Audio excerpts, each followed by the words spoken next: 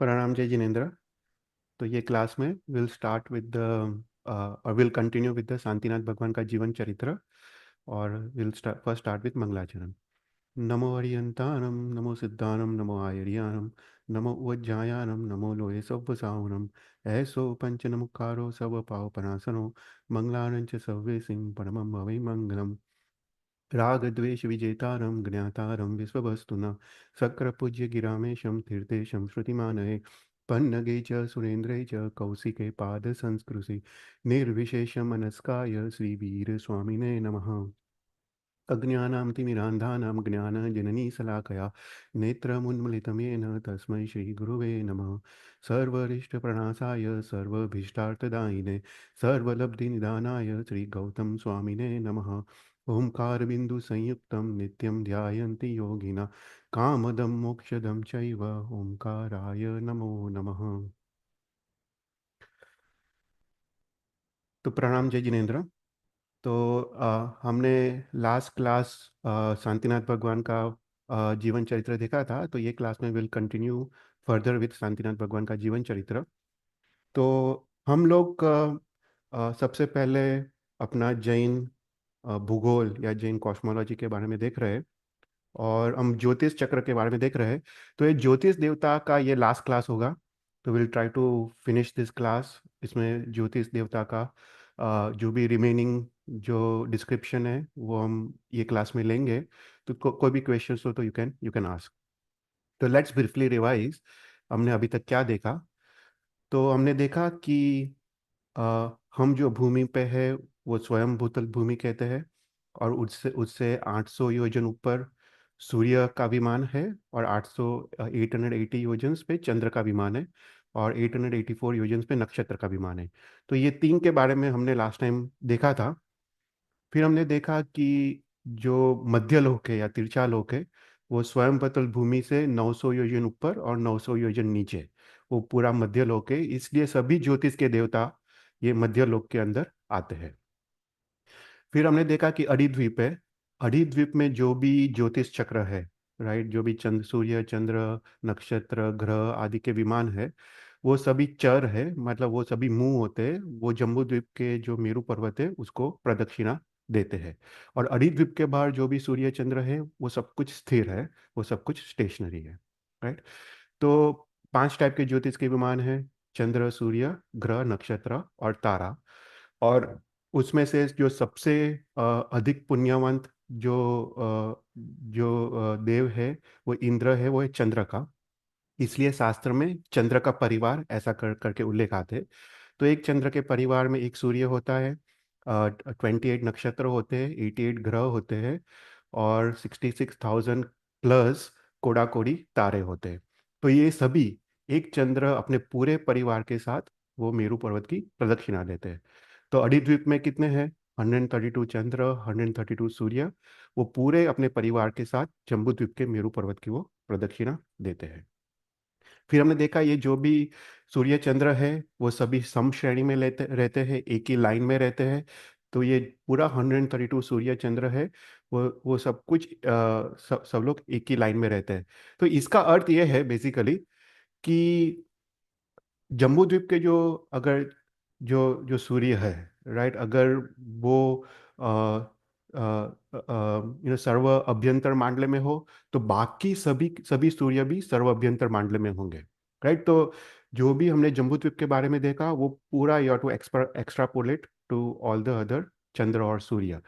तो पूरे सम श्रेणी श्रेणी में रहते हैं। तो उसका अर्थ ये भी है कि जम्बूद्वीप के बाहर जैसे जैसे तुम बाहर की तरफ जाओ तो वो सूर्य चंद्र की गति इंक्रीज होती है, क्योंकि वो सभी एक ही लाइन में रहते हैं। उसका अर्थ है कि they cover larger circumference, larger distance. तो उनकी गति, उनकी speed they keeps on increasing. फिर हमने उसके सबके गति के बारे में देखा कि चंद्र सबसे स्लो है, राइट। फिर उसके हमने देखा चंद्र को कितना 62 मुहूर्त लगता है एक एक रिवॉल्यूशन में।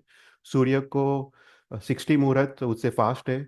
ग्रह ग्रह का ऐसा है कि शास्त्र में ग्रह का काफी कुछ अपना शास्त्र विनाश हो गया है, नष्ट हो गया है। तो ग्रह का इतना डिस्क्रिप्शन हमको मिलता नहीं है। पर ग्रह सूर्य से फास्ट है, और उससे फास्ट नक्षत्र है, तो नक्षत्र का उल्लेख मिलता है। तो नक्षत्र को 59 मुहूर्त लगता है एक रिवॉल्यूशन के लिए, और उससे फास्ट तारा है। तो तारा का भी हमको शास्त्र में इतना उल्लेख मिलता नहीं है, पर सबसे फास्टेस्ट जो रिवॉल्यूशन कंप्लीट करता है वो तारा है। तो हमने लेट्स ब्रीफली रिवाइज, हमने लास्ट टाइम क्या देखा था, तो हमने देखा सूर्य के बारे में देखा, और फिर चंद्र के बारे में देखा, और हम जम्बू द्वीप के सूर्य और चंद्र के बारे में हम देख रहे थे। तो हमने देखा कि जम्बू द्वीप के दो सूर्य है और दो चंद्र है, वो मेरू पर्वत की प्रदक्षिणा देते हैं।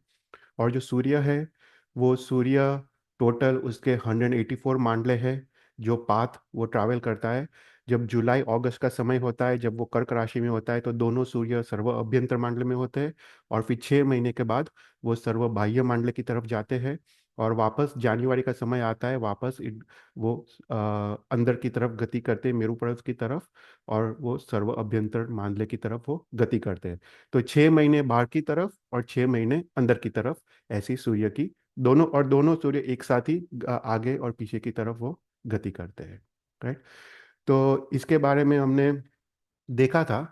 और कोई भी क्वेश्चन हो तो तुम पूछ सकते हो। तो बेसिकली टोटल 184 सूर्य के मांडले हैं। राइट। फिर हमने देखा कि जो सूर्य बाहर की तरफ गति करते हैं उसको दक्षिणायन कहते हैं, और अंदर की तरफ गति करते हैं उसको उत्तरायण कहते हैं। आज हम थोड़ा डिटेल में जाएंगे कि उत्तरायण और दक्षिणायन क्यों क्यों ये डायरेक्शंस कैसे एस्टैब्लिश होता है, वो हम थोड़ा आज डिटेल में जाएंगे।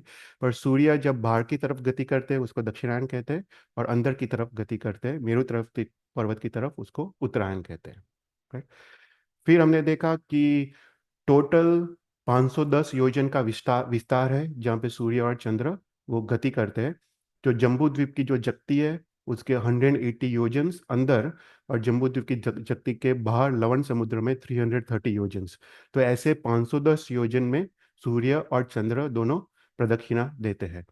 अभी जो सूर्य है उसके जम्बूद्वीप के जगती के अंदर 65 मांडला है, और जम्बूद्वीप के जगती के बाहर 119 मांडला है।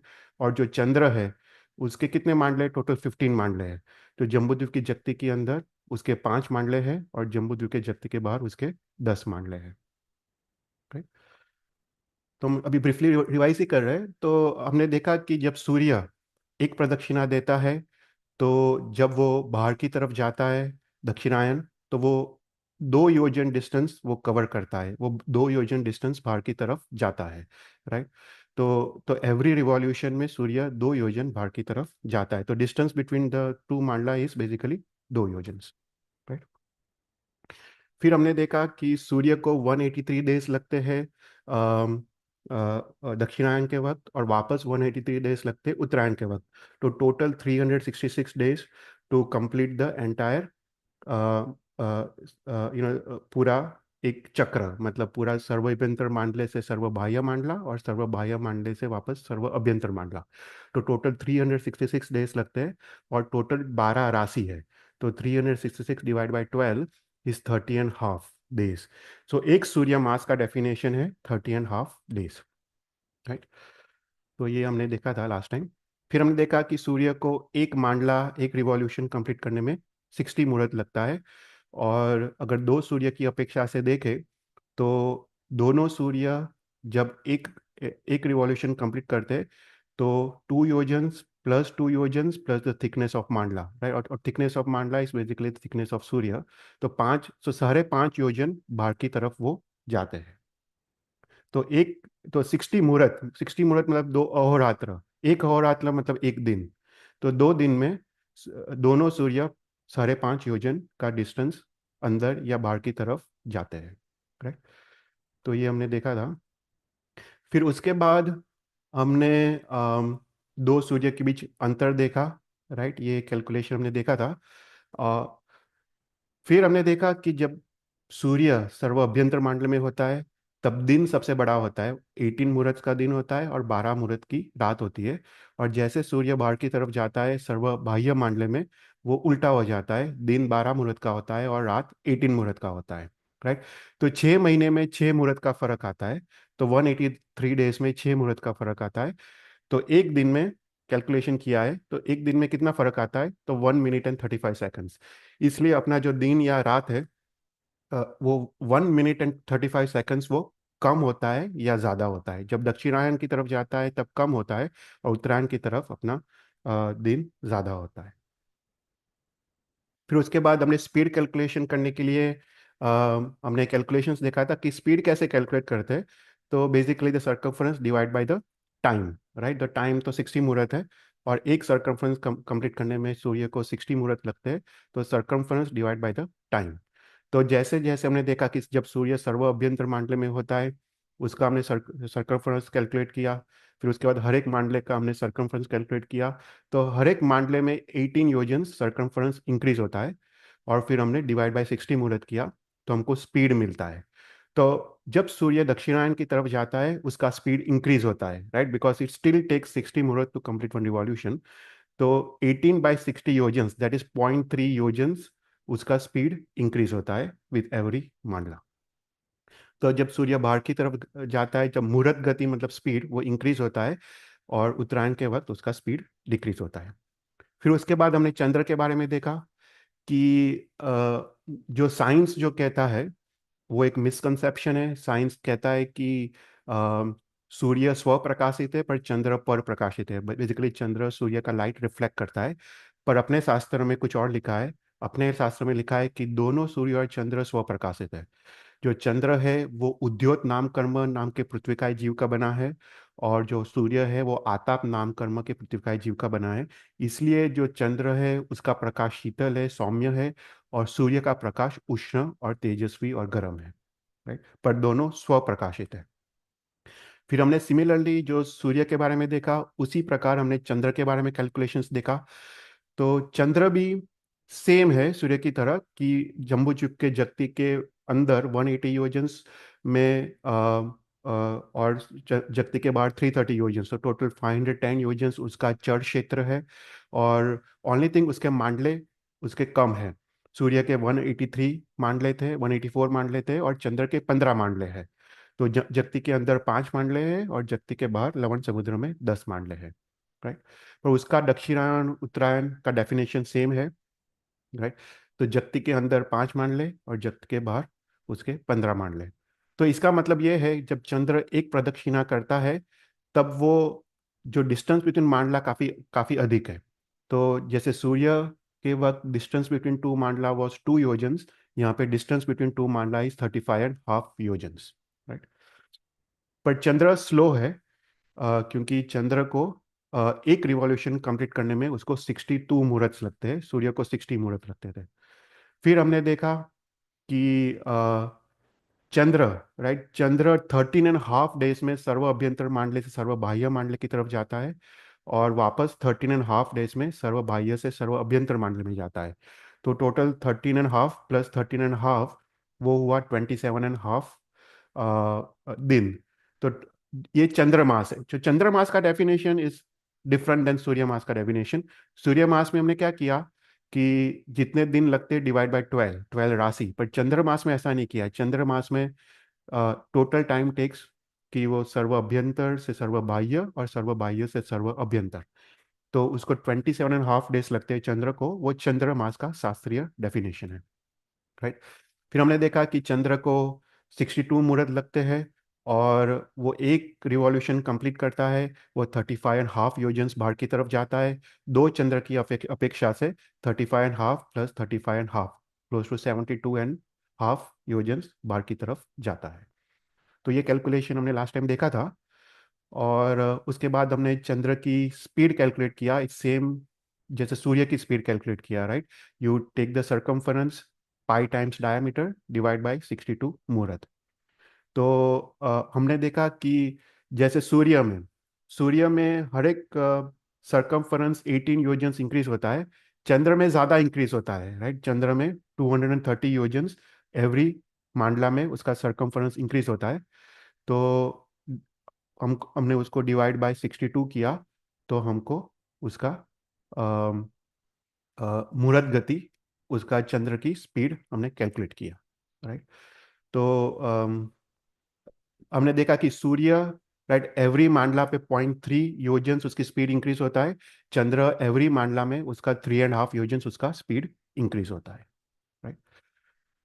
फिर हमने ये पूरा टेबल रखा था, जस्ट टू रिकैप, कि कि सूर्य और चंद्र के बीच डिफरेंस क्या है। तो मैं वापस ये टेबल में डिटेल्स में नहीं जाऊंगा, पर you can read it. Right. कि सूर्य के मांडले कितने हैं, चंद्र के मांडले कितने हैं, सूर्य की स्पीड कितनी है, चंद्र की स्पीड कितनी है, सूर्य मास का डेफिनेशन क्या है, चंद्रमास का डेफिनेशन क्या है। राइट। तो ये सब हमने देखा था। फिर उसके बाद हमने राहु और केतु के बारे में बात किया। तो हमने देखा कि जैन शास्त्र के हिसाब से दो टाइप के राहु ग्रह है। एक ध्रुव राहु है और एक पूर्व राहु है। जो अपना तिथि का जो कैलकुलेशंस है, हम बोलते कि आज शुद्ध एकम है, शुद्ध बीज है, शुद्ध त्रिज है, या शुद्ध एकम है, शुद्ध बीज है, तो वो राहु के कैलकुलेशंस के हिसाब से है। तो यहाँ पे कहते हैं कि जो ध्रुव राहु और पूर्व राहु है, दो प्रकार के राहु ग्रह है। वो दोनों श्याम वर्ण के हैं, और श्याम रूप कांति मतलब ब्लैक कांति को प्रसरने वाले हैं। उसका तेज भी ब्लैक है, श्याम वर्ण का उसका तेज है। तो यहाँ पे समझने के लिए यहाँ पे कहा है कि जो चंद्र है, चंद्र को 62 भाग में डिवाइड किया जाए। और ये जो राहु है, ध्रुव राहु, वो चंद्र से मात्र 4 अंगुल दूर है। और वो एवरी तिथि को वो 4 अंगुल वो आवरण करता है चंद्र को। तो उससे तिथि का उसको उसका डेफिनेशन मिलता है कि जैसे कृष्णवध 1 है, तो चंद्र 4 अंश राहु से ढंकता है। कृष्णवध 2 हो तो 8 अंश, कृष्णवध थर्ड को 12 अंश, ऐसा करके 4 4 अंश एवरी तिथि को वो राहु चंद्र को आवरण करता है। तो एक तिथि का जो समय है वो है 29.5 मुहूर्त।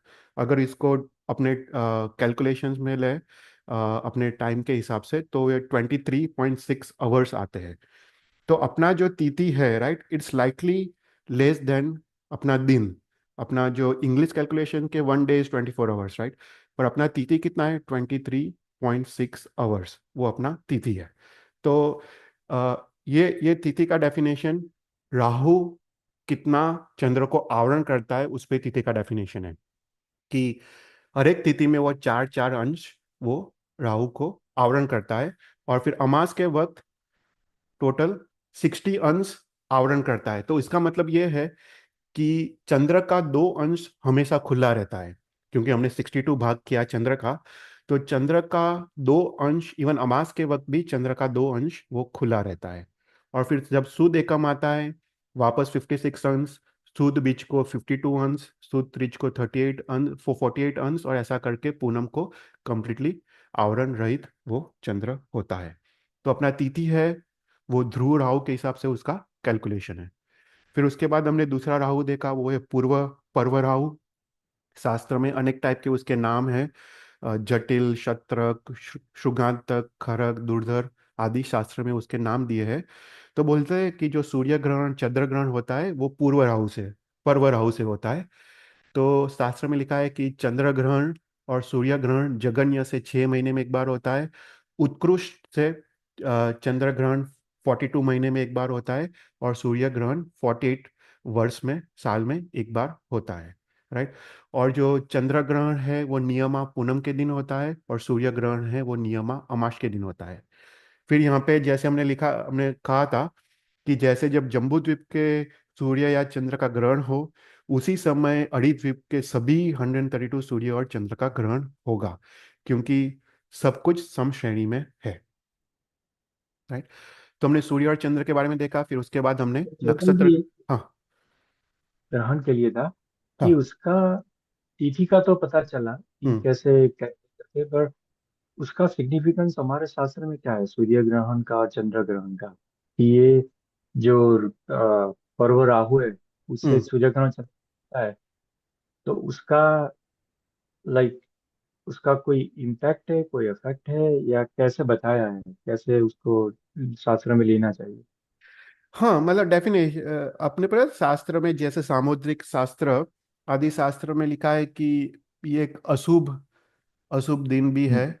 और जैसे इवन अपने साइंस में भी हेल्थ की दृष्टि से भी थोड़ा खराब है, राइट। क्योंकि उस समय जैसे इवन साइंटिफिक तुम सोचो तो बोलते हैं कि ड्यूरिंग सोलर एक्लिप्स, राइट, वो सन के रेज, जो यूवी रेज है, उसका इंडेक्स काफ़ी हाई हो जाता है। तो वो तो साइंस में लिखा है। पर I think if you go back to Jain शास्त्र, राइट, हमने हमने उसी उसी चीज को अशुभ माना है। शायद अशुभ उसके कारण भी हो या नहीं हो, वो पता नहीं। पर शुक्र शास्त्र के हिसाब से, सामुद्रिक शास्त्र के हिसाब से, सूर्य ग्रहण चंद्र ग्रहण एक संकेत है कि एक अशुभ दिन है या फिर अकाल का दिन है, कि उसमें स्वाध्याय आदि क्रिया नहीं कर सकते। तो उस तरह से उल्लेख आता है, पर उसके अलावा इतना और कुछ उल्लेख दिखता नहीं है उसके अलावा। हम्म, तो और बोलते कि बाहर नहीं निकलना चाहिए, अपने शास्त्र में ऐसा लिखा है। और देखो साइंस में भी वही कहा है, right, it's bad for health, right. तो शायद भगवान ने उस तरह से उसका उल्लेख किया हो। फिर उसके बाद हमने नक्षत्र के बारे में देखा। तो नक्षत्र के बारे में हमने जैसे देखा कि एक कल्पना की है कि जैसे कोई बिजनेसमैन है, बिजनेसमैन का एक मेन प्राइमरी घर होता है, और फिर चार पांच उसके उसके दूसरे घर होते हैं, कोई लेक हाउसेस होता है, फार्म हाउसेस होता है। ऐसे ही नक्षत्र के अधिपति जो देव है, उसका मेन घर होता है, और फिर उसके अनेक घर होते हैं। तो नक्षत्र के अनेक तारे होते, वो उनके विमान है, उनके घर है, राइट। तो ये नक्षत्र अत्यंत वो टॉपिक अत्यंत ब्यूटीफुल टॉपिक है। नक्षत्र का महत्व जैन शास्त्र में काफी है। जैन शास्त्र में, जैन आगम में, इवन ज्योतिष शास्त्र में नक्षत्र का महत्व काफी है। तो टोटल 28 नक्षत्र है। ये नक्षत्र भी जम्बू द्वीप के मेरू पर्वत के जम्बू द्वीप को, और जम्बू द्वीप के मेरू पर्वत को वो प्रदक्षिणा देते हैं, राइट। तो अभी नक्षत्र का डिफरेंस क्या है, कि जो सूर्य और चंद्र है उसके मांडले है, राइट, मतलब उसका उत्तरायण है, दक्षिणायन है। पर नक्षत्र का उत्तरायण या दक्षिणायन नहीं है। मतलब जो मांडले पे जो नक्षत्र है, वही मांडले पे वो रह के मेरू पर्वत की वो प्रदक्षिणा देता है, राइट।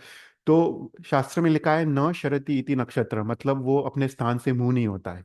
मतलब वो अपने मांडले पे रह के ही वो जम्बू द्वीप के मेरू पर्वत की वो प्रदक्षिणा देता है, राइट।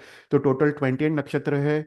वो टोटल 8 मांडले है, और उसका भी 510 योजन उसका विस्तार है। जम्बूद्वीप के 180 योजन अंदर दो नक्षत्र है, दो नक्षत्र के मांडले हैं। और जम्बूद्वीप के जगती के बाहर 8 नक्षत्र के मांडले हैं। तो ये जो डिस्टेंसेस है मांडले का, वो चंद्र के मांडले के साथ वो मैच होते हैं।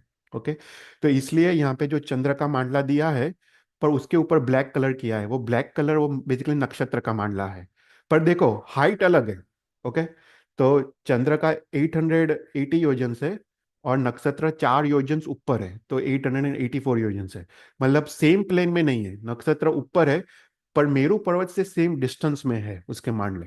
ओके। तो टोटल 28 नक्षत्र है। उसमें जो पहला मांडला है, राइट, जम्बू द्वीप मेरू पर्वत से, उसमें 12 नक्षत्र है। ओके। और फिर जो लास्ट जो मांडला है, 8th मांडला या चंद्र का 15th मांडला, उसमें 8 नक्षत्र है। तो टोटल 20 नक्षत्र फर्स्ट और लास्ट मांडले में है। बाकी के 8 नक्षत्र बीच के मांडले में है। तो जम्बू द्वीप के अंदर नक्षत्र के 2 मांडले हैं, और जम्बू द्वीप के जगती के बाहर नक्षत्र के 6 मांडले हैं। फिर ये हमने देखा कि जो नक्षत्र है, उसके उसके जो तारे हैं, राइट, वो तारे का एक डेफिनेट शेप बनता है। और व्यवहार में हम उसको डिफरेंट नाम से हम उसको बुलाते हैं, राइट। जैसे इंग्लिश में भी बिग बेर, ओरियन, ओरियन कॉन्स्टलेशन, राइट, ऐसा करके। कॉन्स्टलेशन मतलब नक्षत्र। तो ऐसा करके इंग्लिश में भी वो डेफिनेशन है, और अपने जैन शास्त्र में भी सिमिलर उसका डेफिनेशन है, कि एक फिक्स्ड पैटर्न या फिक्स शेप बनता है। अभी नक्षत्र में मिनिमम एक तारा होता है। 2 नक्षत्र है, स्वाति नक्षत्र, और आई थिंक दूसरा मैं भूल गया, रेवती नक्षत्र, उसका एक तारा है। और सबसे ज्यादा शतभिषा नक्षत्र में 100 तारे हैं, राइट। तो यहाँ पे ये टेबल में लिखा है कि नक्षत्र का मांडला कौन सा है, चंद्र का मांडला कौन सा है, राइट, क्योंकि वो मांडला डिस्टेंसेस सेम है। तो उस हिसाब से भी हम समझ सकते हैं, और उसमें कितने तारे हैं। तो ऐसा ऐसा करके हमने 28 नक्षत्र के बारे में हमने लास्ट टाइम देखा था। ओके। फिर हमने देखा कि नक्षत्र इज फास्टर, राइट। सबसे स्लो कौन सा था, चंद्र था, राइट, उसको 62 मुहूर्त लगते हैं एक रिवॉल्यूशन में। उसके बाद सूर्य, उसको 60 मुहूर्त लगते हैं। नक्षत्र को 59.5 मुहूर्त लगते हैं। ओके। तो नक्षत्र इज फास्टर देन सूर्य और चंद्र। ओके। पर अभी उसका स्पीड कैसे कैलकुलेट करें? तो बेसिकली सर्कमफ्रेंस डिवाइड बाय 59.5 मुहूर्त। ओके, तो ऐसा करके हर एक नक्षत्र का you can calculate the speed, right. तो फिर ये टेबल है कि यहाँ पे सबका स्पीड दिया गया है कि चंद्र का 62.5 मुहूर्त, सूर्य का 60 मुहूर्त। ग्रह का अनियत लिखा है क्योंकि ग्रह का हमको पता नहीं है। अपने काफी शास्त्र विच्छेद हो गए पहले। ये सब रहा होगा, ये सब शास्त्र में होगा, सभी हर एक ग्रह का मांडला, राइट। तो कहते हैं शास्त्र में कि सूर्य चंद्र और ग्रह, उसका उत्तरायण दक्षिणायन होता है, मतलब ग्रह के भी उत्तरायण होता है, दक्षिणायन होता है। पर ये सब अभी कैलकुलेशंस हमको मिलते नहीं है, वो सब विच्छेद हो गए। और नक्षत्र और तारा, ये नक्षत्र और तारा फिक्स्ड मांडले पे होते हैं। जैसे नक्षत्र जो मांडले पे है वही मांडले पे रह के प्रदक्षिणा देता है, उसी प्रकार तारा, तारा का भी उत्तरायण दक्षिणायन नहीं होता है। तारा जो मांडले में होते हैं वही मांडले पे वो मेरू पर्वत की वो प्रदक्षिणा देते हैं। पर tara, they are the fastest, okay, of of all the 5 dev. फिर हमने उसके बाद ये भी टॉपिक कवर किया था लास्ट टाइम, राशियों की रचना। तो जो 12 राशि है वो राशि कैसे बनती है, राइट। मीन राशि, कर्क राशि, कन्या राशि, तो वो राशि कैसे बनती है? तो बोलते हैं वो नक्षत्र से बनती है। नक्षत्र के समूह से राशि की रचना होती है। तो एवरी राशि हैज गॉट 2.2.5 नक्षत्र। एक्चुअली देखो तो 2.15 नक्षत्र आते हैं। तो जैसे मकर राशि में अभिजीत, श्रवण और पार्ट ऑफ धनिष्ठा नक्षत्र वो मकर राशि है। फिर धनिष्ठा, सतभिषा और पूर्व भाद्रपद वो कुंभ राशि है। तो ऐसा करके नक्षत्र के समूह को एक राशि का डेफिनेशन दिया है। और शास्त्र में लिखा है कि हर एक, हाँ, कोई क्वेश्चन? ठीक है। तो हर एक तो अपने शास्त्र में लिखा है कि चंद्र हर एक राशि में और हर एक नक्षत्र में कितना समय होता है, और सूर्य हर एक नक्षत्र में कितना समय होता है। तो जैसे अभिजीत नक्षत्र है, तो चंद्र इस बेसिक साढ़े साढ़े नौ नौ मुहूर्त चंद्र अभिजीत नक्षत्र में होता है। अगर सूर्य देखे तो 4 दिन और 6 मुहूर्त। तो ऐसा करके हर एक नक्षत्र में चंद्र कितना कितना समय होता है और सूर्य कितना समय होता है। तो ऐसे टोटल 12 राशि है, 28 नक्षत्र है, उसका सब कुछ ऐड करें, राइट। चंद्र कितना टाइम होता है और सूर्य कितना टाइम होता है, तो बेसिकली द एंड 366 डेज और 27.5 डेज आते हैं, राइट। क्योंकि सूर्य को सर्व अभ्यंतर मांडले से वापस सर्व अभ्यंतर मांडले की तरफ आने से 366 देख लगते हैं, और चंद्र को 27.5 डेज उसको लगते हैं। तो ये पूरा टेबल अपने शास्त्र में दिया गया है और ये शास्त्र में मिलता है, राइट। ये टॉपिक हमने कवर किया था, पर विल स्किप दिस, राइट। तो तो यहाँ तक हमने कवर किया था। हम अभी आज के क्लास में थोड़ा आगे देखते हैं, और हम ज्योतिष देव का टॉपिक हम आज पूर्ण करते हैं। तो बेसिकली जस्ट टू रिवाइज, चंद्र, सूर्य और ग्रह, राइट, ये पांच का जो अ, उसको उसका जो रिवॉल्यूशन है उसको शास्त्र में अनियत कहा है या अनवस्थित कहा है, मतलब क्योंकि उसका उत्तरायण और दक्षिणायन होता है। पर जो नक्षत्र और तारा है उसका जो रिवॉल्यूशन है उसको नियत कहा है, चौक्कस, क्योंकि वो अपने मांडले में रह के मेरू पर्वत की प्रदक्षिणा देते हैं। तो अभी लघु क्षेत्र समास नाम के ग्रंथ में हरिभद्र सूरी महाराज साहब लिखते हैं कि ये सभी तारे, राइट, हर एक चंद्र के परिवार में 65,000 प्लस कोडाकोडी तारे हैं, वो मेरू पर्वत की प्रदक्षिणा देते हैं। पर मेरू पर्वत के ऊपर 4 तारे हैं जिसको ध्रुव तारे कहते हैं। ये ध्रुव तारे स्थिर है, ओके। तो पूरे पूरे जो सूर्य चंद्र है उसमें से मात्र 4 है वो स्थिर है, वो प्रदक्षिणा नहीं देते। बाकी सभी तारा वो मेरू पर्वत की प्रदक्षिणा देते हैं। और ये जो रिवॉल्यूशन से ही हमको दिन रात और समर विंटर आदि सीजन्स, और हमको दिन और रात का हमको वो निर्माण होता है, राइट। तो यहाँ तक हमने देखा। अभी आज हम थोड़ा आगे की तरफ देखते हैं थोड़ा। तो जम्बूद्वीप के बाहर लवण समुद्र है, राइट। लवण समुद्र 2 लाख योजन विस्तार वाला है। और तो जम्बूद्वीप में 2 सूर्य और 2 चंद्र है। अभी लवण समुद्र में 4 सूर्य और 4 चंद्र है, राइट। ये भी मेरू पर्वत, जम्बूद्वीप के मेरू पर्वत की वो प्रदक्षिणा देते हैं, राइट। अभी हमने लवण समुद्र के बारे में काफी क्लासेस पहले इसका थोड़ा डिटेल में देखा था। पर ये लवण समुद्र थोड़ा ब्रीफली रिवाइज करते हैं तो आपको समझ आए कि लवण समुद्र कैसा है। कि एक साइड उसका जम्बू द्वीप पे है और दूसरा साइड उसका घाट के कण पे है। तो दोनों साइड से 95,000 योजन्स अंदर की तरफ उसका जो भूमि है, भूमि वो उसका नीचे जाती है, उसको गोतीर्थ कहते हैं। जो नीचे जाती है उसका बेसिकली डेप्थ वो इंक्रीज होता है। तो 95,000 योजन्स दोनों साइड। तो बीच में रहा 10,000 योजन्स। ये 10,000 योजन्स पे वो पानी का स्थल 1,000 योजन्स ऊंडा होता है, राइट। क्योंकि लवण समुद्र तो पूरा समुद्र है, राइट। तो भूमि इतना 1,000 योजन्स तक वो नीचे जाती है। तो पानी का स्थल 1,000 योजन्स ऊंचा है समभूतल भूमि से। और उसके अलावा पानी ऊपर भी जाता है, ओके। भूमि नीचे जाती है और पानी का लेवल वो राइज भी होता है। तो 95,000 योजन दोनों की तरफ पानी पानी का 700 योजन इंक्रीज होता है। तो बीच का जो 10,000 योजन जो विस्तार है लवण समुद्र के सेंटर में, वहां पे पानी की जो ऊंचाई है वो 1,700 योजन्स है। तो ये समझने का है, पानी ऊपर जाता है, पानी का लेवल राइज भी होता है और भूमि का लेवल डिक्रीज होता है। तो बीच में जो 10,000 योजन्स का विस्तार है, वहाँ पे जल का जो जो हाइट है, डेप्थ है, वो है 1,700 योजन्स।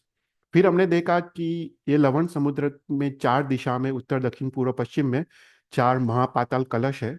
और ये जो कलश है वो 1 लाख योजन बड़े हैं।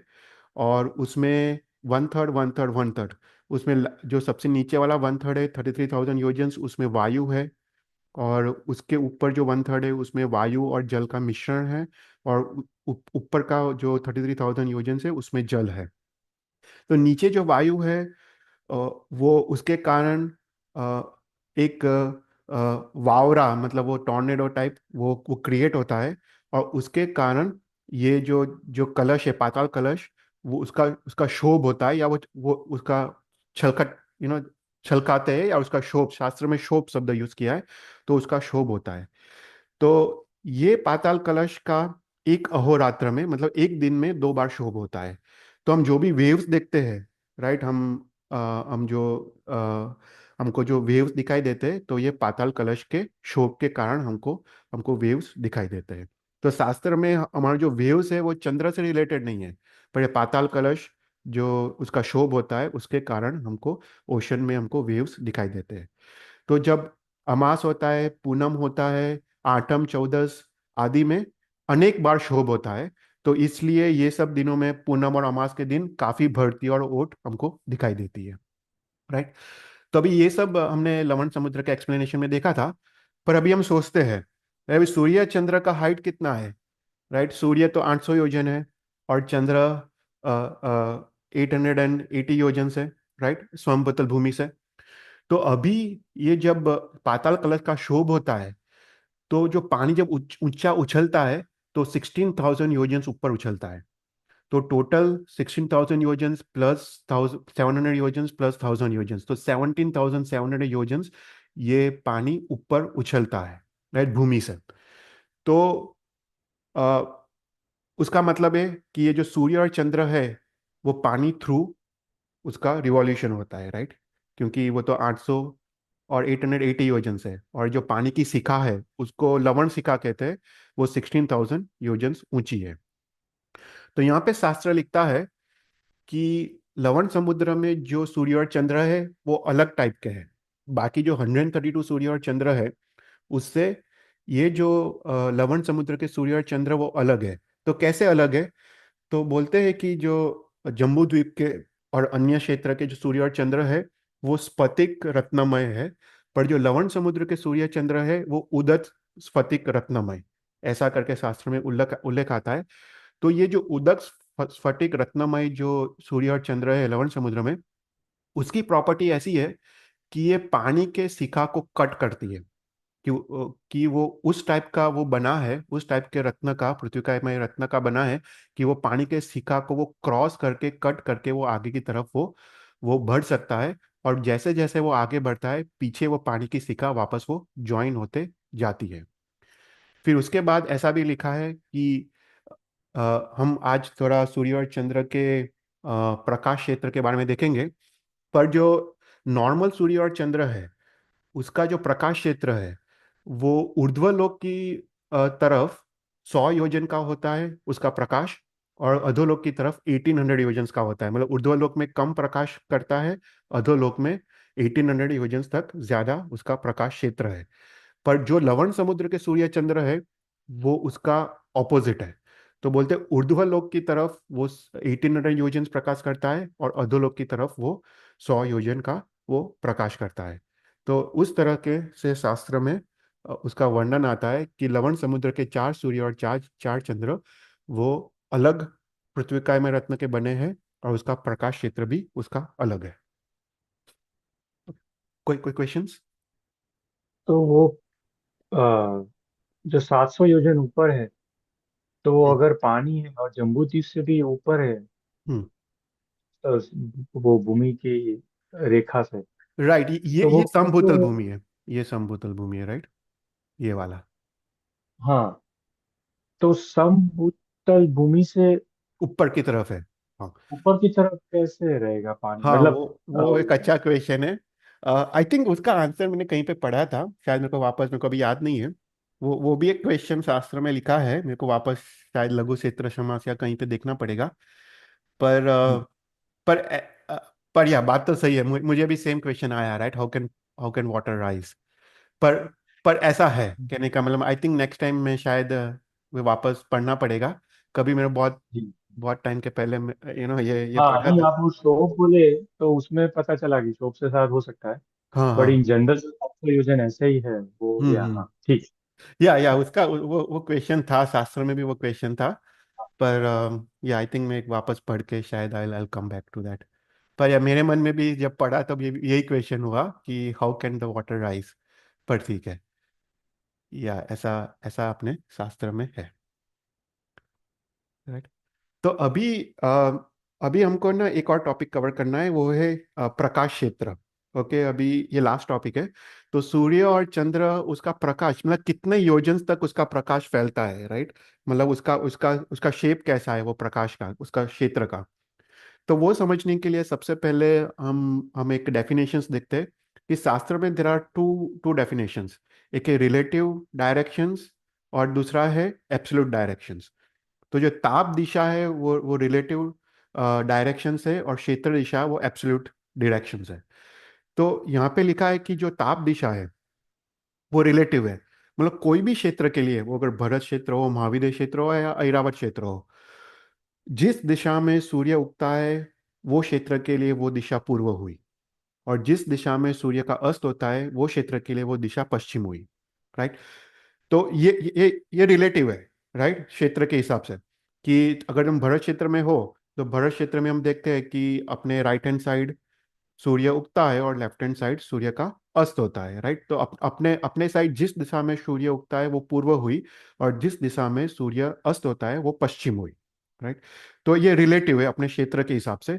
अगर तुम ऐरावत देखो तो पूरा उल्टा हो जाएगा। ऐरावत में पूर्व और पश्चिम विल बी ऑपोजिट, क्योंकि वो नॉर्थ साइड है, राइट। तो उसके लिए जो भी जहाँ पे भी सूर्य उगता है वो पूर्व है, और जहाँ पे भी सूर्य अस्त होता है वो पश्चिम में। सिमिलरली फॉर महाविद्य क्षेत्र। तो एक रिलेटिव डेफिनेशन है डायरेक्शंस की। तो उसका अर्थ क्या हुआ कि पूर्व और पश्चिम हमको समझ पड़ गया। पर उसका अर्थ कि तुम अगर पूर्व और पश्चिम के राइट हैंड साइड देखो, राइट, तो तो हमेशा right hand side will go towards लवण लवण समुद्र। और उसका तो लेफ्ट हैंड साइड देखो, तुम कोई भी क्षेत्र में हो, लेफ्ट हैंड साइड देखो, it will go towards Meru पर्वत। तो मेरू पर्वत की दिशा वो उत्तर दिशा है, और लवण समुद्र की तरफ दिशा वो दक्षिण दिशा है। इसलिए यहाँ पे दक्षिणायन और उत्तरायण ऐसे नाम दिया गया है। वो एक रिलेटिव टर्म है, एब्सोल्यूट में नहीं है, राइट।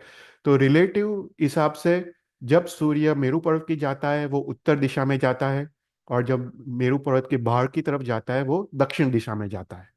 तो ये रिलेटिव डेफिनेशन है, इसलिए आपको अभी समझ पड़ेगा कि क्यों उत्तरायण क्यों कहते हैं और दक्षिणायन क्यों कहते हैं। क्योंकि पूर्व की तरफ फेस करके, अगर तुम लेफ्ट हैंड साइड देखो तो उत्तर उत्तर आता है, और तुम राइट हैंड साइड देखो वो दक्षिण आता है, और उत्तर हमेशा मेरू पर्वत ही आएगा। तुम ऐरावत में हो या महाविद्य में हो, उत्तर हमेशा मेरू पर्वत की तरफ आएगा। तो इन सभी क्षेत्रों के लिए उत्तरायण मतलब अंदर आना, और दक्षिणायन मतलब लवण समुद्र की तरफ बाहर जाना। ओके, तो ये चीज मेरे को एक क्लियर करना था। फिर उसके बाद, ये तो रिलेटिव डेफिनेशन हुई, पर अपने पास एब्सोल्यूट डेफिनेशन भी है, राइट। तो एब्सोल्यूट डेफिनेशन क्या है, कि जो समतल भूमि है वो मेरू पर्वत के नीचे 8 रोचक प्रदेश है, राइट। 8 रोचक प्रदेश, दैट इज एब्सोल्यूट 000। वहां से पूरे 14 राजलोक का कैलकुलेशन ये रोचक प्रदेश से है। तो दिस इज एब्सोल्यूट डायरेक्शंस। तो जैसे उत्तर दक्षिण पूर्व पश्चिम नॉर्थ साउथ, जो भी वी दिशा है, ये सब जो डेफिनेशंस है, वो सब एब्सोल्यूट डेफिनेशंस है। तो हम जब शास्त्र में जैसे डेफिनेशन हम बात करते, फॉर एग्जांपल जम्बूद्वीप की जगती, और जगती के 4 द्वार है, राइट, पूर्व पश्चिम उत्तर उत्तर दक्षिण। तो जब उत्तर दक्षिण पूर्व पश्चिम की बात करते हैं, 4 द्वार की बात करते हैं, तो वो एब्सोल्यूट डायरेक्शंस है, वो रिलेटिव डायरेक्शंस नहीं है। कि जैसे विजय द्वार है वो पूर्व दिशा में है, विजयवन द्वार है वो दक्षिण दिशा में है, जयंत द्वार है वो पश्चिम दिशा में है, और अपराजित द्वार वो उत्तर दिशा में है। तो ये सब एब्सोल्यूट डायरेक्शंस के हिसाब से उसकी डेफिनेशन दी गई है।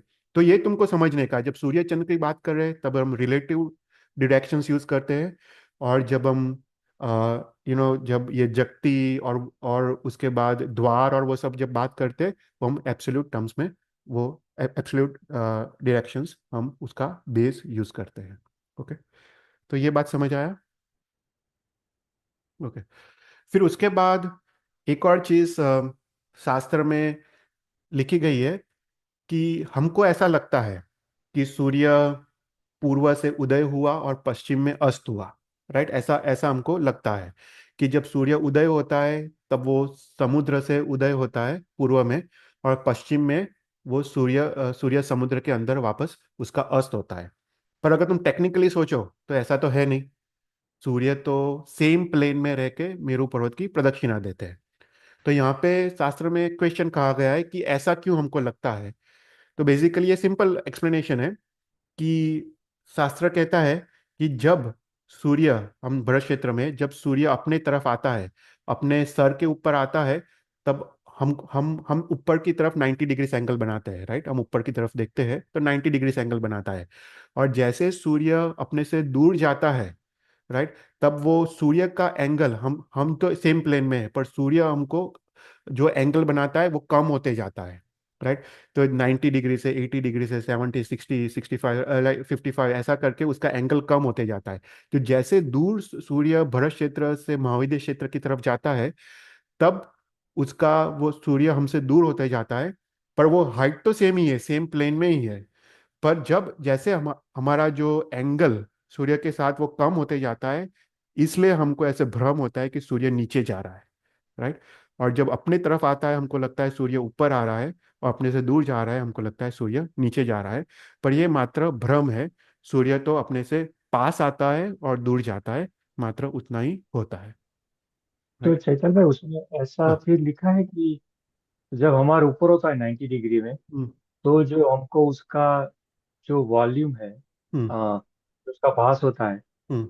वो फिर दूर जाता है तो वो भी कम होना चाहिए, राइट? क्योंकि अगर वो सिर्फ डिग्री के एंगल से ही नहीं, अगर वो होता है दूर होता जाता है। नहीं, वो भी तो लिखा है, कि इवन इवन साइंस में भी वो लिखा है। मैंने ना थोड़े दिन पहले ही वो तपास किया था, कि साइंस में भी है कि सूर्य, तुम देखो एक बार गूगल सर्च करना, कि कि सूर्य का जो साइज है ना, इट चेंजेस अराउंड अराउंड 3% और सो ड्यूरिंग, मतलब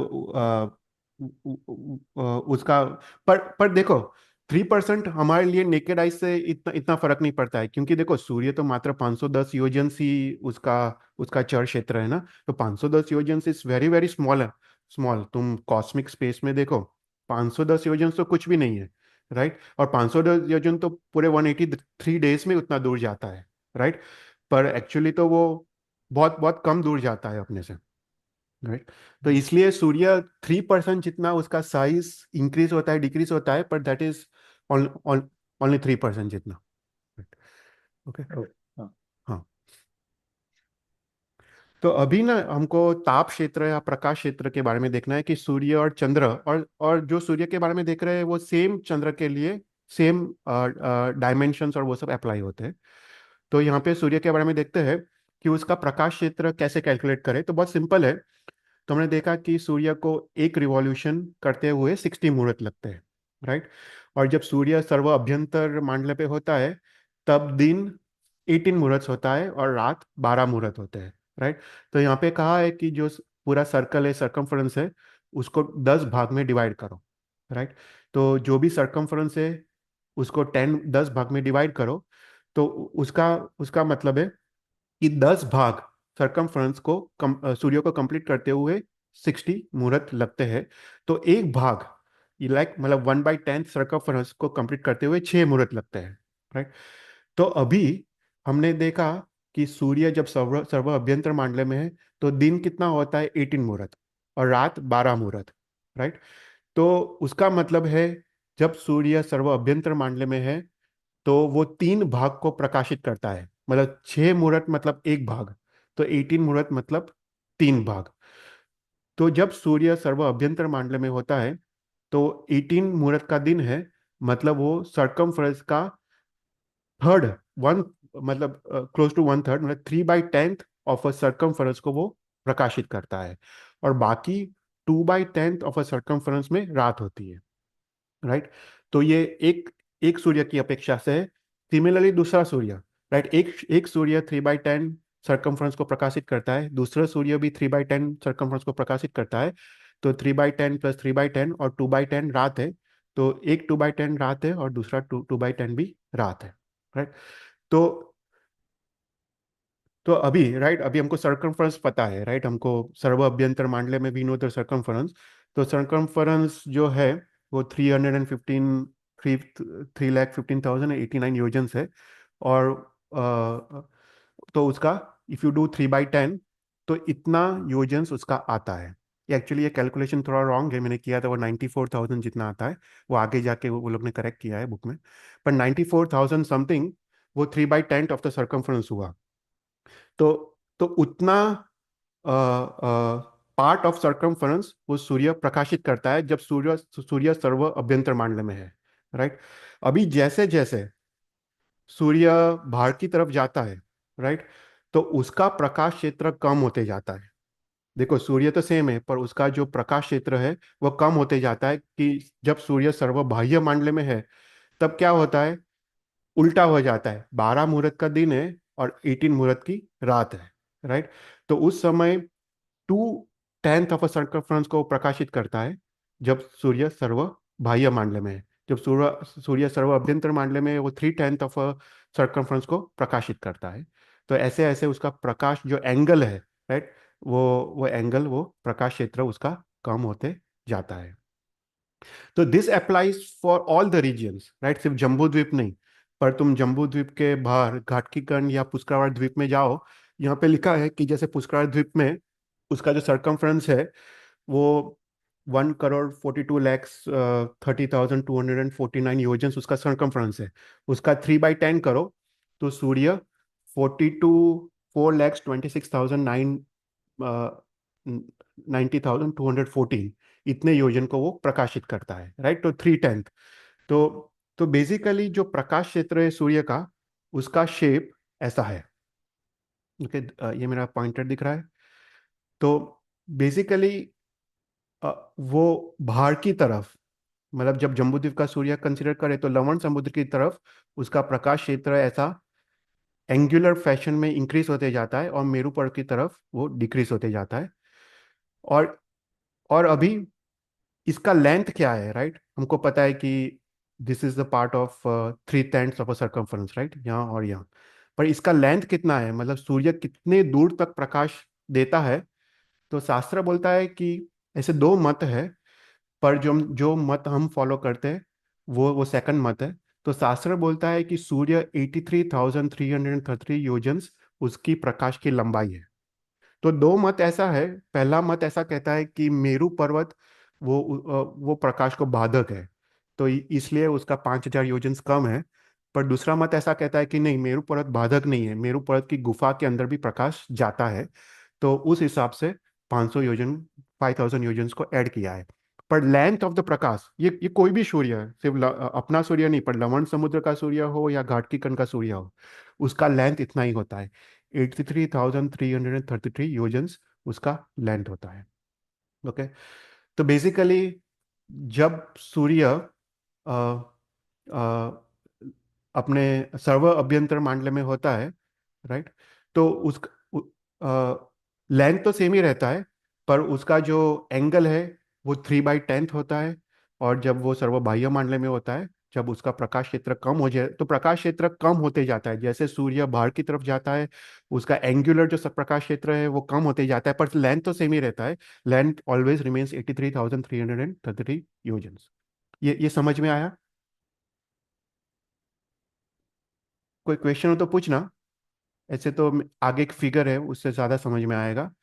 तो बेसिकली सूर्य का जो जम्बूद्वीप का सूर्य है वो सर्व अभ्यंतर मानले में तो 44,820 योजन्स दूर है मेरू पर्वत से, प्लस 180 योजन्स जगती की तरफ, तो 45,000 योजन्स हुआ। प्लस लवण समुद्र में 330 योजन्स प्लस 33,003 योजन्स, उतना दूर तक उसका प्रकाश फैलता है, राइट। तो बेसिकली ये पहला मत था, पर सेकंड सेकंड मत में 5,000 योजन को ऐड किया है मेरू पर्वत के अंदर। तो उस तरह से 83,333 योजन तक उसका प्रकाश फैलता है, राइट। तो बेसिकली जो जम्बूद्वीप का सूर्य है वो लवण समुद्र में, राइट, उसका 33,333 योजन तक उसका प्रकाश फैलता है। अभी लवण समुद्र तो 2 लाख योजन वाला है। तो बेसिकली ये 1/6 ऑफ लवण समुद्र को प्रकाशित करता है जम्बूद्वीप का सूर्य।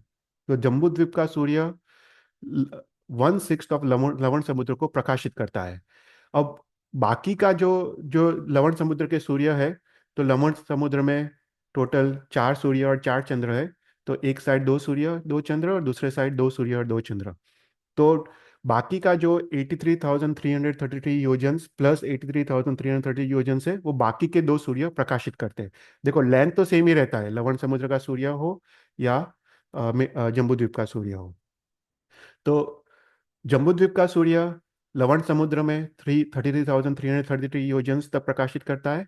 और उसके बाद लवण समुद्र का सूर्य बाकी का 83,330 योजन्स प्लस 83,330 योजन, ऐसा करके 2 लाख योजन को वो प्रकाशित करता है, राइट। कोई क्वेश्चंस? तो बेसिकली ये डायग्राम से आपको समझ आएगा कि सूर्य जब सर्व अभ्यंतर मानले पे है, राइट, यहाँ पे है, तब मेरू पर्वत का जो सरकमफ्रेंस है उसके 3/10 हुआ 94,086 योजन्स, तो उसको प्रकाशित करता है, राइट। तो फिर 3/10 ऑफ सर्व अभ्यंतर मानला तो हुआ 94,526 योजन्स। तो यहाँ से ये डिस्टेंस, दिस डिस्टेंस, राइट, ये 94,000 जो प्रकाशित करता है। और लेंथ कितना है? तो जम्बूद्वीप के अंदर 45,000, जम्बूद्वीप के बाहर 33,000, तो टोटल लेंथ हुआ 83,333 योजन्स वो प्रकाशित करता है। और बाकी के 2/10 भाग में रात होती है। तो 2/10 मेरू पर्वत का और 2/10 सर्व अभ्यंतर मानला का, तो ऐसे रात होती है। तो अभी 2 सूर्य है, एक सूर्य यहाँ पे होता है, दूसरा सूर्य यहाँ पे होता है। तो यहाँ पे भी सिमिलर उस प्रकार से प्रकाश होता है, और बाकी ये एरिया में रात होती है, राइट। कोई क्वेश्चंस?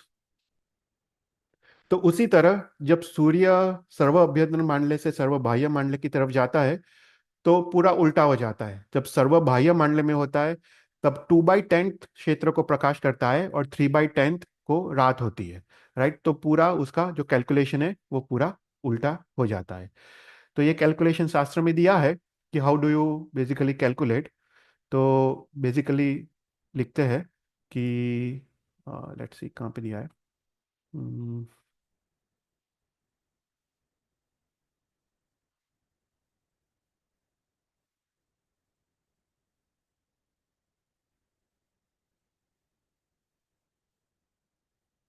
आई थिंक मेरा कोई स्लाइड मिसिंग होगा, पर एनीवेज।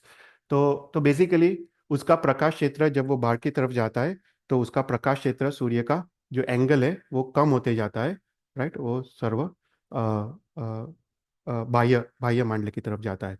तो बेसिकली तुम सोचो, 3/10 उसका प्रकाश क्षेत्र है सर्व अभ्यंतर मामले में, और बाह्य मामले में उसका उसका प्रकाश क्षेत्र है 2/10, राइट। तो बेसिकली उसको सूर्य को 183 डेज में 1/10 उसका प्रकाश क्षेत्र कम होते जाता है, राइट। तो 183 डेज में 1/10 उसका प्रकाश क्षेत्र कम होते जाता है, और वापस जब सूर्य सर्व बाह्य मामले से सर्व अभ्यंतर मामले की तरफ आता है, उसका प्रकाश क्षेत्र वापस इंक्रीज होते जाता है। पर उसका जो लेंथ है, it remains the same, 83,333 योजन्स। कोई भी क्वेश्चंस? तो वो जो फिगर आपने पहले बताई थी, हाँ। वो उल्टी होनी चाहिए क्या? वो अंदर तरफ कम था और बाहर तरफ ज्यादा था। कौन से कौन लाइक से?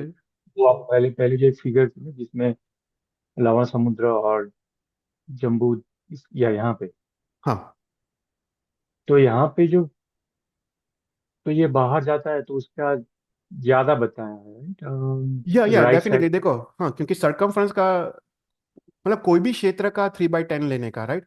अगर जैसे यहाँ पे कोई मांडला है, तो उसका भी थ्री बाई ओके। टेन प्रकाशित करेगा ना। तो सरकमफ्रेंस इंक्रीज होते जाता है। तो वो, तो 3/10, तो उसका उसका जो 3/10 कैलकुलेशन है, उसका वो भी, लॉस ऑफ, ओके वो भी ओके। इंक्रीज होते जाता है, राइट।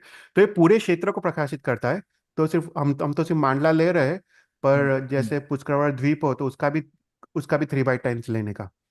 तो ऐसा करके वो उसका प्रकाश क्षेत्र दक्षिण दिशा में इंक्रीज होते जाता है, और उत्तर दिशा में उसका प्रकाश क्षेत्र डिक्रीज होते जाता है, क्योंकि सरकमफ्रेंस छोटा है बेसिकली।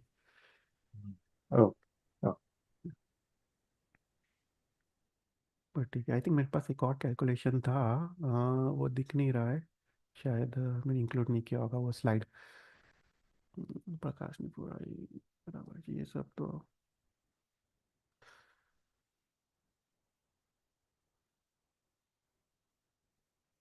हाँ, यहाँ पे दिया है। ओके ओके, ठीक है, आगे आगे आता है। ठीक है। Okay okay. तो फिर उसके बाद सूर्य कितने दूर से दिखाई देता है, राइट। वो दूसरा दूसरा चीज यहाँ पे बताया है कि सूर्य हमको उदय और अस्त दिखता है, पर कितनी दूर से सूर्य दिखाई देता है। तो जब सूर्य सर्व अभ्यंतर मानले पे है, राइट, तो उसका प्रकाश क्षेत्र कितना है? 94,000 समथिंग योजन्स। तो उसको डिवाइड बाई 2 करें, राइट। तो सूर्य 47,263 योजन से हमको दिखाई देता है, क्योंकि उसका प्रकाश आ रहा है, राइट। तो सूर्य जब यहाँ से होता है, तो उसका हाफ करें, तो 47,263 योजन से दिखाई देता है, और 47,263 योजन तक हमको दिखाई देता है, राइट। तो कितने दूर से सूर्य दिखाई देता है, और कितने दूर तक हमको सूर्य दिखाई देता है, ऐसा कैलकुलेशन हमको शास्त्र में दिया है, राइट। तो ऐसा सर्व सभी मामले में यू कैन डू दैट। तो बेसिकली जो कैलकुलेशन की बात कर रहा था, वो यहाँ पे है। तो बेसिकली बोलते हैं कि मान जो सरकमफ्रेंस है, उसका 10 भाग करो, तो हमको डायमीटर, हमको सरकमफ्रेंस पता है, उसका 10 भाग किया तो इतना हुआ, राइट। तो सर्व अभ्यंतर मामले में 3/10 भाग को प्रकाशित करता है, और सर्व बाह्य मामले में 2/10 भाग को प्रकाशित करता है। तो 183 डेज में 1/10 भाग की हानि या वृद्धि हुई, राइट। अगर सूर्य बाहर की तरफ जा रहा है तो प्रकाश कम हो रहा है, तो हानि हुई। सूर्य अंदर की तरफ आ रहा है तो प्रकाश इंक्रीज हो रहा है, तो वृद्धि हुई, राइट। तो 183 डेज में सरकमफ्रेंस डिवाइड बाई 10, 1/10, राइट। तो जो सरकमफ्रेंस है डिवाइड बाई 10, उसकी इतनी हानि और वृद्धि हुई 183 डेज में। तो एक दिन में कितनी हानि वृद्धि हुई? तो एक दिन में 86 योजन की हानि वृद्धि हुई, राइट। तो उसका मतलब क्या, कि हमको जो सूर्य दिखाई देता है, आज जो सूर्य दिखाई देता है, कि पिछले के स्लाइड में हम देखे कि 47,263 योजन से दिखाई देता है, दूसरे दिन इट विल बी डिफरेंट, क्योंकि वो दूसरे मांडले पे है। तो दूसरे दिन हमको 86 योजन्स कम कम हो जाते हैं, राइट, क्योंकि सूर्य दूर जा रहा है। तो 86 योजन्स कम, तो ये जो डिस्टेंस है -86 योजन्स, राइट। तो 47,263 -86 योजन से हमको सूर्य दिखाई देता है। तो ऐसा करके हर एक मामले में जब सूर्य जाता है, ऐसे 86 योजन्स हमको कम डिस्टेंस से सूर्य दिखाई देता है, और कम डिस्टेंस तक हमको सूर्य, तो दोनों साइड 86 योजन्स से हमको हमको उसकी हानि होती है, और जब हम अपने पास आता है तब उतने डिस्टेंस से उसकी वृद्धि होती है, राइट। ऐसा करके शास्त्र में उसकी डेफिनेशन दी है। और सिमिलरली चंद्र, तो चंद्र की भी हानि वृद्धि होती है। तो चंद्र के अभी मात्र 14 डेज है, राइट। सूर्य के 183 डेज थे, तो 14 डेज में उसका 1/10 भाग करो तो 22,250। तो चंद्र का काफी डिफरेंस पड़ता है। सूर्य तो मात्र 86 डेज की हानि वृद्धि होती है दृष्टि में, पर चंद्र की 2250 योजन की हानियां वृद्धि होती है, क्योंकि चंद्र चंद्र उस हिसाब से is going very fast, right. 14 days में ही वो सर्व अभ्यंतर से सर्व बाह्य मांड की तरफ वो जाता है, राइट। तो ऐसा करके शास्त्र में डेफिनेशन दी है। तो यहाँ पे बेसिकली एक कंक्लूजन है कि सूर्य और चंद्र दोनों ग्रह ऊर्ध्व ऊर्ध्व दिशा में 100 योजन का प्रकाश करते हैं, अधोलोक में 800 योजन का प्रकाश करते हैं, तिरछा तिरछी दिशा में 83,333 योजन का वो प्रकाश करते हैं, राइट। तो ऐसा करके यहाँ पे एक समरी दिया है। तो ये एक पिक्चर है कि जब सूर्य, ये उसका प्रकाश क्षेत्र है। अभी तुमको एग्जैक्ट पता चलेगा कि कैसा दिखता है प्रकाश क्षेत्र, कि सूर्य सर्व अभ्यंतर मानने पे है, तो ये मेरू पर्वत का 2/3, तो हर एक क्षेत्र का 2/3 लेने का, राइट। हर एक, तो इतना क्षेत्र को वो प्रकाशित करता है ऐसा सूर्य। ओके, तो ये उसका प्रकाश क्षेत्र हुआ। और इसका जो लेंथ है वो 83,333,000 उसका लेंथ है प्रकाश क्षेत्र का। और यहाँ पे रात है, यहाँ पे दूसरा प्रकाश क्षेत्र है, यहाँ पे रात है, राइट। तो ऐसा करके शास्त्र में दिया गया है, राइट। तो ये एक तो उसमें भी राइट और लेफ्ट में वो सिर्फ ऐसा बताया, या इंटेंसिटी जो सूर्य का है वो कम नहीं, ये बताया तो ना आई कि थिंक नहीं, यहाँ पे नजर इंटेंसिटी की बात नहीं की गई है, नहीं। पर इंटेंसिटी उसकी उसका ये एंगल कम होते जाता है बेसिकली। ओके। तो हाँ। जैसे जैसे यहाँ यहाँ से हमने देखा, राइट, तो 86 योजन उसका एंगल कम होएगा। ओके। तो एक मांडले से दूसरे मांडले में जाएगा तो ये एंगल 86 योजन कम होएगा, वापस 86 योजन कम होएगा दूसरे मांडले में। टोटल 183 मांडला है, राइट। तो 86 योजन उसका एंगल कम होते जाएगा जैसे सूर्य बाहर की तरफ जाएगा। तो बेसिकली बट डिस्टेंस सेम रहेगा, लेंथ विल ऑलवेज रिमेन 83,000, पर उसका जो एंगल है, राइट। तो हाँ। तो नहीं, वो मैं मुझे लगा कि वो जो पिक्चर में जो पश्चिम की ओर जो बताया है ना, वो थोड़ा लाइट नहीं नहीं, वो मेरा था प्रिंट आउट तो। ऐसा हुआ है। नहीं, ओके। या वो आई थिंक वो कलर में था ना, फिर मैंने इसमें डाला ओके। तो ऐसा, पर या नहीं, ये तो सेम ही है, राइट। ये दिस इज द सेम, मतलब दो सूर्य होते हैं ना, उसका सब सेम ही रहता है दोनों साइड प्रकाश क्षेत्र। पर बेसिकली वही है समझने का कि उसका एंगल अभी ऐसा है सर्व बाह्य मतलब जब वो सूर्य सर्व बाह्य मंडल में आता है तो उसका एंगल ऑलमोस्ट ऐसा हो जाएगा, प्रकाश क्षेत्र ऐसा हो जाएगा, ऑलमोस्ट ऐसा, क्योंकि मात्र 2/3 है, राइट, प्रकाश क्षेत्र अभी यहाँ पे। तो पूरा एंगल ऐसा ऐसा ऐसा हो जाएगा। तो बेसिकली देखो, सूर्य का प्रकाश कम होता है, राइट। मतलब बेसिकली वो कहते हैं कि सूर्य जब बाहर जाता है उसका प्रकाश का क्षेत्र वो कम होते जाता है, और अंदर आता है मेरू पर्वत की तरफ, उसका प्रकाश का क्षेत्र वो इंक्रीज होते जाता है। बेसिकली अपने जैन धर्म में उस प्रकार का दिया गया है।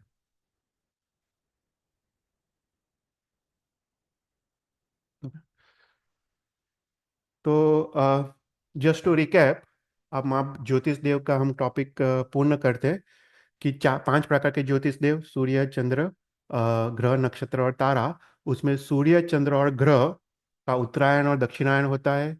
और सूर्य चंद्र का चर क्षेत्र 510 योजन है। ग्रह का हमको चर क्षेत्र पता नहीं है कितने योजन का है, पर उसका भी उत्तरायण और दक्षिणायन है। नक्षत्र का हमको चर क्षेत्र पता है, उसका भी 510 योजन है, पर नक्षत्र का नियत, उसका उसका उत्तरायण दक्षिणायन है नहीं, उसका नियत या फिक्स्ड मांडला है। उसी प्रकार तारा का भी फिक्स मांडला है, उसका भी उत्तरायण दक्षिणायन है नहीं, पर तारा का चर क्षेत्र हमको पता नहीं है। तो हमको ग्रह या तारा के बारे में इतना हमको शास्त्र में हमको उल्लेख मिलता नहीं है, वो सब हमारे शास्त्र विच्छेद हो गए हैं अभी। ओके। तो दैट कंक्लूड्स अपना ज्योतिष देव का topic. Next time I think मेरे को अधोलोक का भी